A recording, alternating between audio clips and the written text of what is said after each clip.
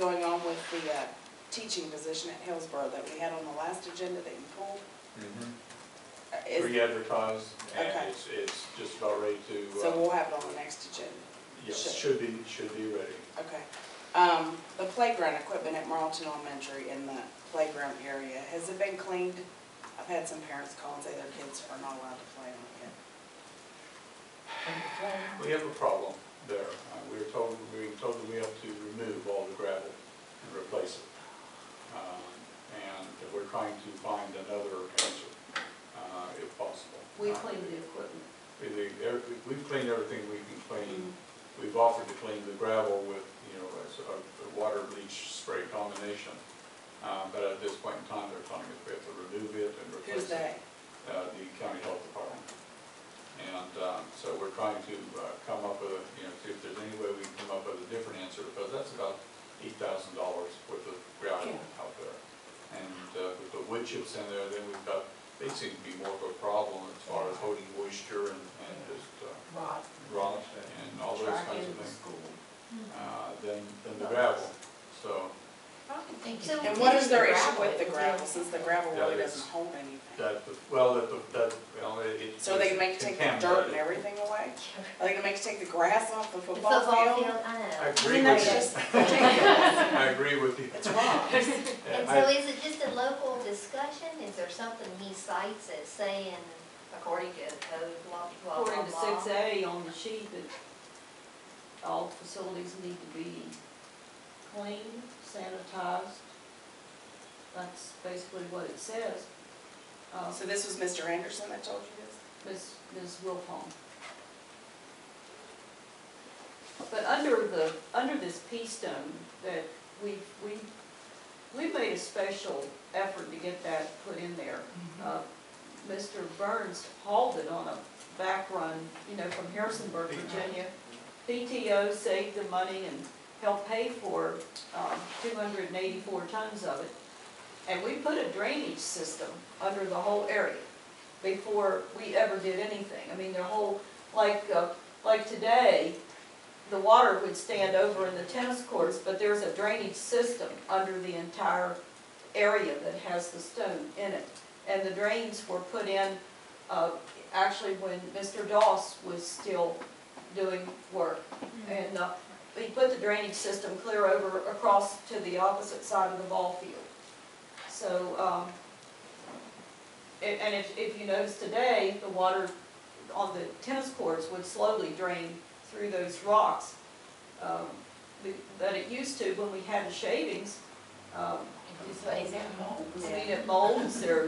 It stays wet. Do we lose any of the gravel when it flooded? No. We didn't lose any of it. No, it doesn't move. It just, it's pretty much there. Enough current through there. How much water was on there?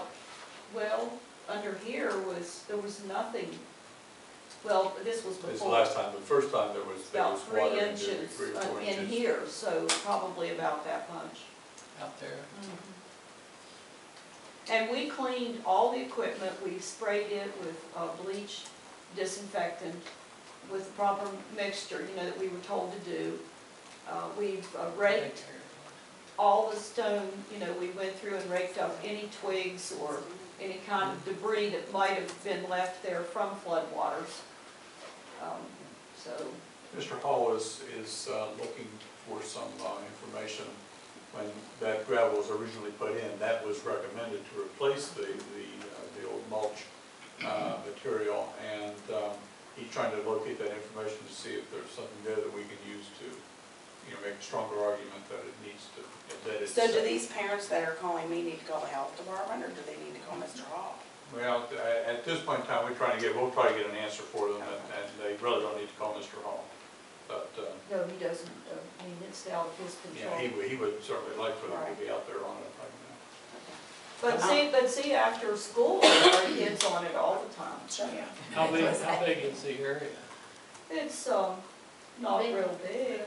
Maybe 30 by 50. Yeah, something like that. It's not real large. I just say maybe if we can get it straightened out, we could put a flood wall around it. Build it out on the hill.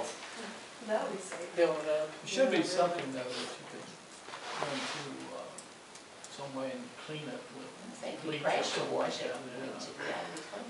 The county health department, everyone's upset about it. Not any worse than when we used to play in the. Yeah, I got one more thing. Field trips. What are we doing about the field trips? I've been getting phone calls about that too since it's been put out there. Well, that's one thing I would like to, to discuss with you here this evening. I have some concerns about the field trips. The fact that we missed so many snow days, whether or not we should be conducting field trips. And at the same time, we've got, when we talk about field trips, there's a broad gamut of field trips. There's a field trip that just takes a group of kids and we go to the park and enjoy the day in the park. And then there's the field trip that goes to snowshoe. There's a field trip that you spend a month with a variety of different lessons in your classroom, and then to culminate that, you take them to the NRAO, and you have a major lesson there at the NRAO. So there are all kinds of different field trips, and I'm having a little bit of trouble with a few of them as to whether or not I should approve them, or I should say we need to cancel. Now, the three biggest field trips that are up right now, obviously we went ahead with the Spanish trips. Those were approved a long time ago. We have two 8th grade trips after the West Dust, and we have a 4th grade trip the week before the West Dust, and that's probably the trip that I have the greatest heartburn over, is that trip because of the timing. Now, we approved the trip back in the fall. They have spent money. They cannot get their money back on some of their tickets.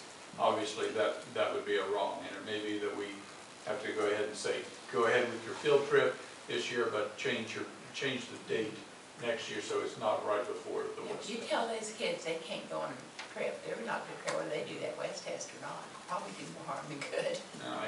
Here are just a few more that came in today. We had the farm field trip. That is, That's 8th grade. yeah, that's 8th grade, and that is after the West Test.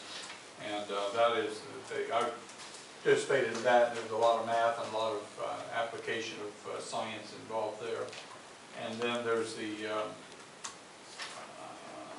I think I just described this one. This is the 8th grade trip to NRAO. Mrs. Sharp is sponsoring that, and that's part of her classes and her lessons. So I had no problems with that, but I just wanted to let you know that, I am having some difficulties with some of them, and I wanted to get your all's opinion about, in particular, this 4th grade trip. Should we go ahead with that, or would you prefer that I canceled that trip? Again, they have spent money, they can't get it back for tickets and things. I wouldn't cancel it. go ahead with it this year, I guess, tell I them, they need to wouldn't get an consider action. canceling it. Okay. West Test next year. That ladies' club doesn't look very good. Next year, we might not miss any schools, so. And obviously, what I will try to do is I'll try to manage it in such a way that the